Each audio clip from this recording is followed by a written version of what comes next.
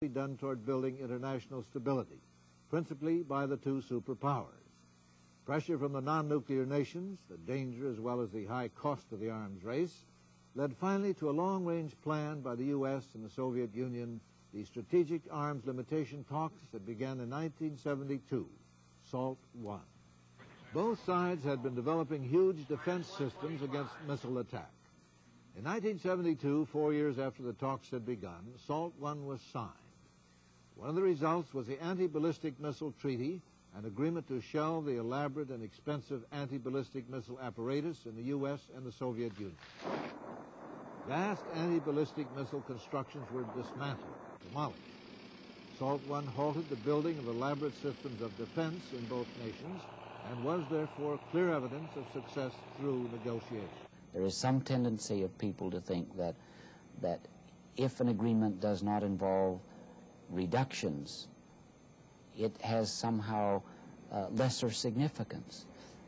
That is not the most difficult thing in arms control. The most difficult thing is getting agreement on where to stop.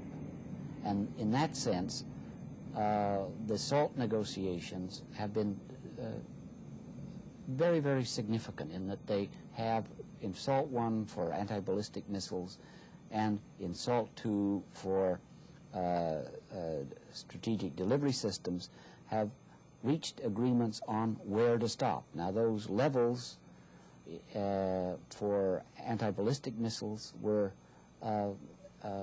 very minimal and very good. In effect, neither side has anti-ballistic missile systems today. Another treaty resulting from SALT I was the Interim Offensive Arms Agreement, which placed limits on numbers of strategic missile launchers, missiles, and on the modernization of strategic weapons. These limits would be made more precise in the future. Perhaps most important, the talks helped to allay mistrust.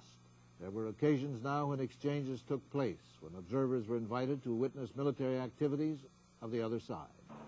A Soviet general attends maneuvers in West Germany.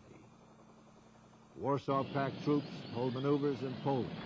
Present are observers from Austria, Sweden, Finland, and Denmark.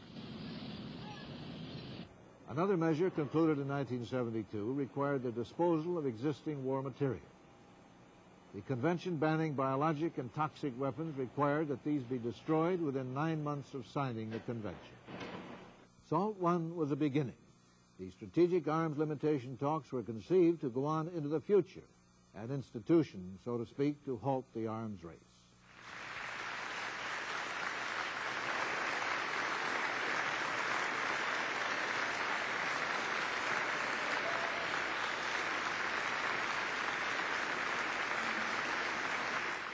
Ceremonies concluding 10 years of careful negotiation. The signing of the SALT II Treaty in Vienna in 1979 by President Carter and Premier Brezhnev. SALT II set precise limits on strategic nuclear delivery weapons, restricted certain categories of weapons, and made a start toward curbing technical development of nuclear weapons.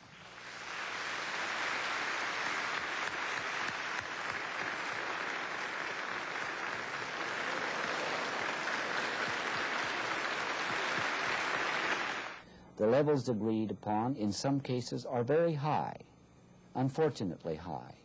But the problem has been to agree on levels where, with both sides adhering to those levels, they perceive a rough balance. That having been achieved, agreement on those levels having been achieved, it then becomes more feasible to agree on how to reduce. One of the difficulties in reaching an agreement is the differing weaponry of each side.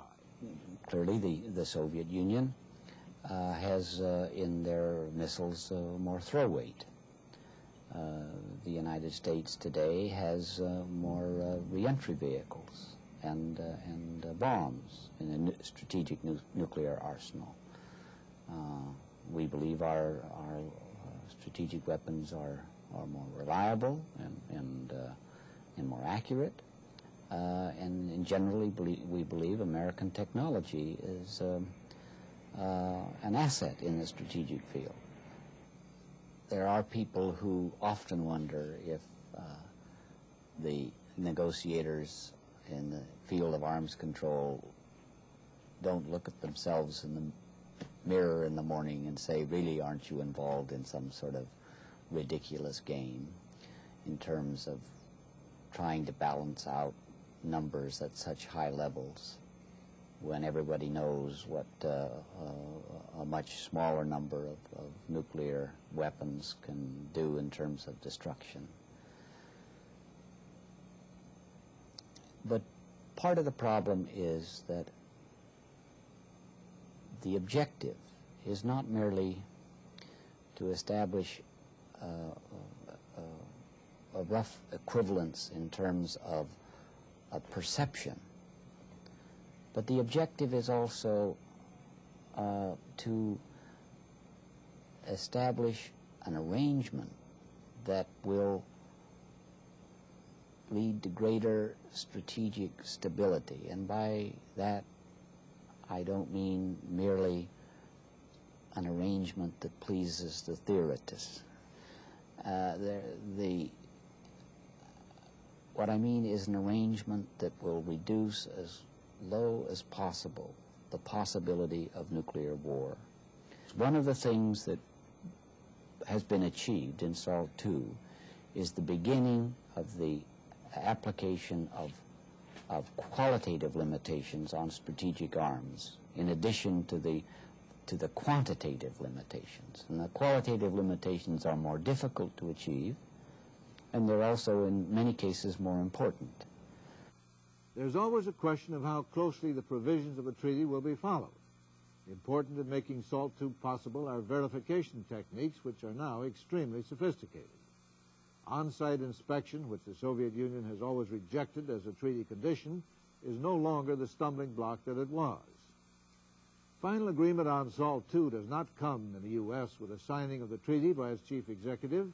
All foreign treaties require a two-thirds vote of approval by the United States Senate. The talks in Vienna were important in themselves, but their truest significance was as a part of a process that, as you well know, began long before I became president.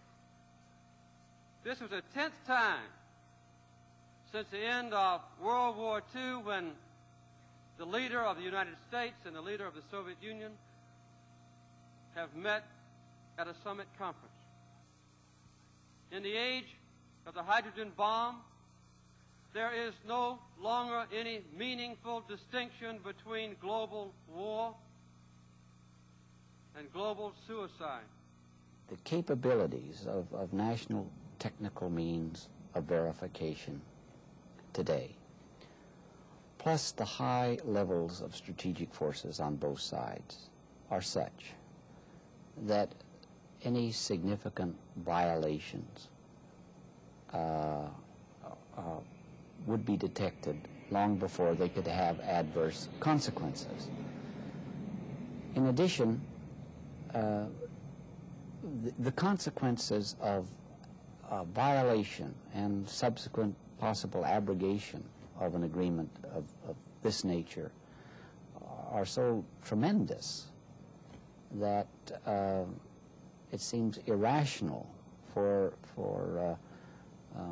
any national leader to attempt to evade an agreement of this sort for marginal gain, because the consequences would be tremendous. The history of arms control shows that we have made progress. The two most powerful adversaries in the world have learned to make agreements on difficult and sensitive issues. The treaties and conventions are not the only achievements. The process of negotiation itself is something that we've learned.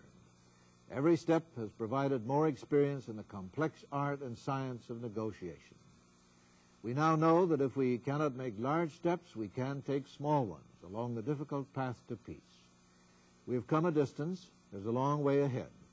We must go further, using words instead of weapons, to assure for ourselves a stable and peaceable world.